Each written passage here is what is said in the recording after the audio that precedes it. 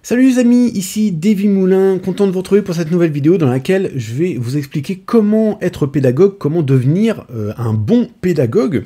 Alors la pédagogie déjà, qu'est-ce que c'est? La pédagogie c'est tout simplement l'art d'enseigner, c'est la définition que vous allez retrouver en règle générale dans le dictionnaire. Être pédagogue, c'est somme toute transmettre un savoir, si je puis dire, transmettre un savoir, alors ça peut être aussi un savoir-faire ou un savoir-être, en se mettant à la place d'une personne qui n'y connaît rien ou pas grand-chose à ce domaine.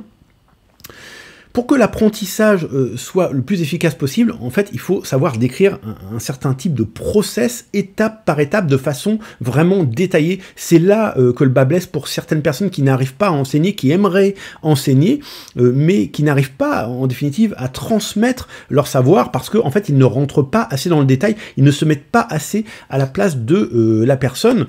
La compréhension des notions sera d'autant plus meilleure si on rentre dans le détail, et si on utilise également des mots simples, et puis il y a aussi le fait que voilà, si l'interlocuteur voit qu'il a affaire à quelqu'un de passionné, on peut tout à fait enseigner certaines choses sans être véritablement un grand passionné, mais enfin, si voilà, l'élève sent qu'il a affaire à quelqu'un de passionné, et au final, il assimilera beaucoup mieux les notions qu'on va voilà, lui adresser. Pierre de Coubertin disait « Chaque difficulté rencontrée doit être l'occasion d'un nouveau progrès ». Et donc, voilà, le pédagogue, il est là un petit peu pour faire sauter voilà, toutes ces difficultés, toutes ces barrières. Donc, je vais essayer de vous imaginer un petit peu comment vous devez procéder pour devenir pédagogue si voilà, vous n'êtes pas pédagogue. On va prendre un cas de figure tout bête. Alors, je sais pas, par exemple, imaginons que on prenne le cas de figure d'un boulanger. Donc, allez, hop. Boulanger, alors je vous le dis tout de suite, j'y connais rien du tout en cuisine, donc je vais certainement dire des bêtises, mais ce que je veux que vous compreniez, c'est véritablement voilà, le cheminement. Donc le boulanger, quand il arrive voilà, à son lieu de travail, à sa boulangerie, on va essayer de dessiner une boulangerie, Voilà, bon, ça fait un peu grille-pain, tiens d'ailleurs. C'est en rapport avec le sujet, donc pourquoi pas. Bon, on va dire que c'est une boulangerie. Donc il arrive à la boulangerie.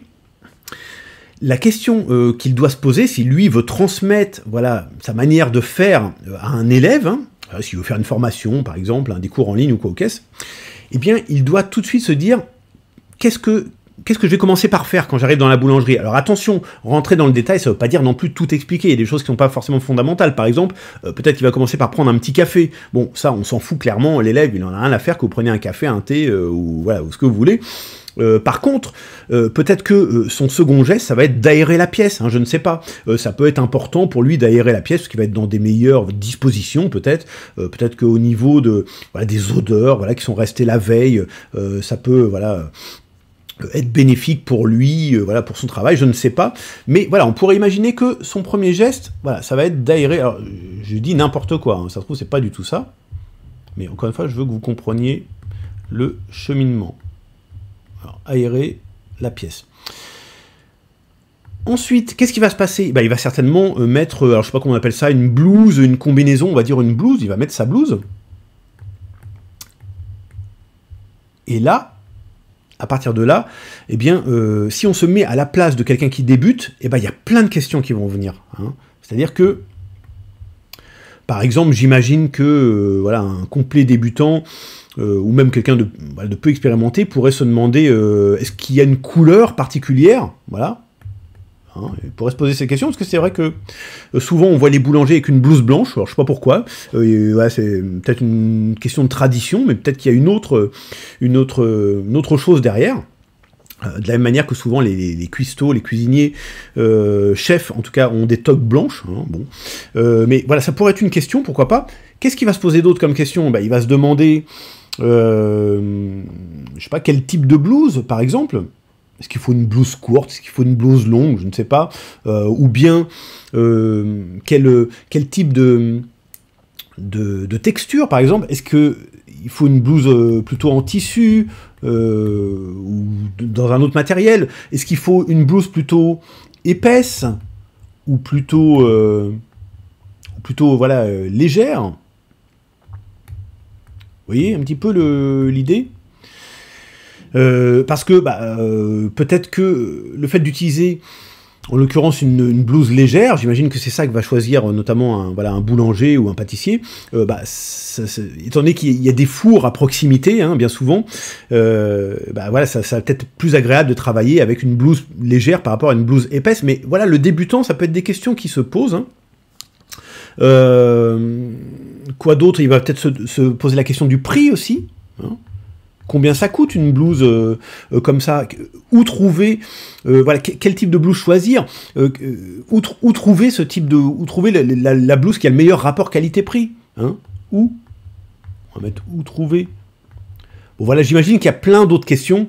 Moi, je suis pas spécialiste, encore une fois, de ce domaine-là, mais j'imagine que quelqu'un qui s'intéresse un petit peu au domaine, il a plein de questions vis-à-vis de ça. Mais vous voyez que là, on est juste au tout début sur la blouse. Hein. Alors, il se peut que même qu'il y ait des questions au niveau de l'aération de la pièce. Il y a peut-être voilà, certaines choses à faire. Peut-être qu'il ne faut pas ouvrir toutes les fenêtres. Je ne sais pas. Hein, mais vous voyez l'idée. Hein, à chaque fois, à chaque étape, à chaque petite étape, hein, ce sont des étapes que, évidemment, pour le boulanger, c'est une habitude. Donc, lui, il ne se pose pas la question. Il ne se pose pas toutes ces questions. Hein, il va prendre voilà, sa blouse qu'il a déjà choisie en fonction de ses différents critères. Mais il se pose pas ces questions à chaque fois qu'il va bosser. Mais le débutant, oui. Donc voilà, ça c'est l'exemple de la blouse. Mais après, une fois qu'il a enfilé sa blouse, qu'est-ce qu'il va faire? Il va aller chercher les ingrédients, hein, pour faire sa pâtisserie, son pain, ou je ne sais quoi. Et à partir de là, vous avez toute une autre série de questions possibles. Alors je sais pas moi, voilà, quels ingrédients, hein, pour la recette? Quels ingrédients? Également un petit peu comme tout à l'heure, quelle qualité, hein, où trouver le meilleur rapport qualité-prix. Je sais pas, il y a plein de questions en fait comme ça qui vont venir à la personne qui s'intéresse au domaine et qui débute, voilà, encore une fois, le spécialiste ne va pas se poser, mais c'est comme ça que vous devez un petit peu, voilà, créer votre cheminement, vous, dans votre propre domaine.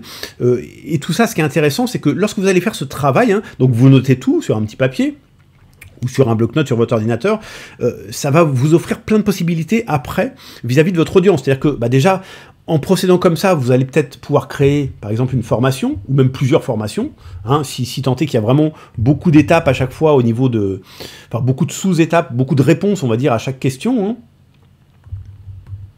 hein. Vous pouvez avoir une formation ici, vous pouvez avoir une formation ici, hein, vous voyez.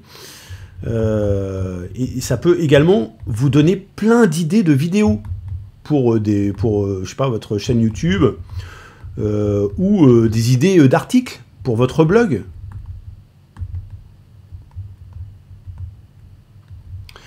En tout cas, voilà, c'est ça un petit peu que je voulais vous faire comprendre. Véritablement, être pédagogue, c'est pouvoir en fait ressortir de ce que vous savez, hein, de ce qui vous paraît naturel, ce à quoi vous ne réfléchissez pas quand vous le faites, de ressortir vraiment la moindre étape et le moindre détail dans chaque étape. Et encore une fois, il faut voilà, un petit peu trier, il y a certains détails qui sont moins intéressants que d'autres, mais on va dire les détails principaux, si je puis dire, hein, voilà, les questions que peuvent se poser les personnes qui ne connaissent pas grand-chose. Et en faisant ça, là, vous serez véritablement un bon pédagogue, puisque vous allez pouvoir répondre, évidemment, c'est le but, hein, de pouvoir répondre à toutes ces questions. Hein. Le but du pédagogue, c'est de savoir répondre voilà, à toutes les interrogations de ces personnes, de ces interlocuteurs. Hein. Bref, donc voilà ce que je voulais vous expliquer aujourd'hui. Vous voyez que c'est assez simple en définitive, mais c'est quelque chose auquel on ne pense pas. Il y a des gens qui bloquent complètement là-dessus. Ils veulent encore une fois voilà, transmettre l'information, mais ils ne savent pas véritablement comment le faire parce qu'ils ne se mettent pas à la place voilà, de leur interlocuteur et ils ne rentrent pas voilà, assez dans les détails. Bref, donc si vous avez en tout cas apprécié cette vidéo, n'hésitez pas à la partager tout autour de vous, notamment sur vos réseaux sociaux. Si vous avez des questions, comme d'habitude, hein, vous pouvez m'en faire part dans la section des commentaires qui est située juste en dessous. N'hésitez pas également à liker cette vidéo, ça m'encourage comme ça voilà, à en faire plus, et puis voilà, c'est assez bénéfique d'un point de vue référencement. Et quant à moi, je vous retrouve très bientôt pour un prochain tutoriel sur cette même chaîne, et d'ici là, portez-vous bien les amis, ciao ciao.